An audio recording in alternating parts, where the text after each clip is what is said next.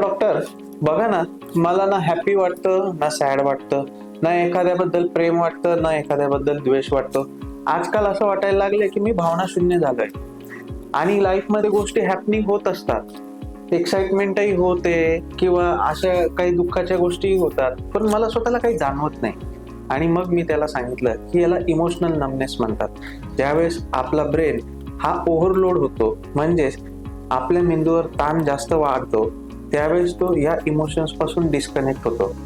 आणि यामुळे आपलं लाईफ लेझी असल्यासारखं किंवा कोणाशी कनेक्ट नसल्यासारखं वाटायला लागतं. आणि ही भावना सतत राहिली तर मनुष्य सोशल प्राणी आहे, त्याला ही भावना आवडत नाही. म्हणूनच जर असं वाटतंय की आपल्याला इमोशनल नमनेस आला आहे आणि तो सतत राहतोच आहे कित्येक दिवसांपासून, तर आपण अशा वेळेस मेंटल हेल्थ एक्सपर्टची मदत घेणं गरजेचं आहे, जेणेकरून आपल्या भावना पुन्हा येतील आणि आपण सर्व गोष्टी फील करू शकू.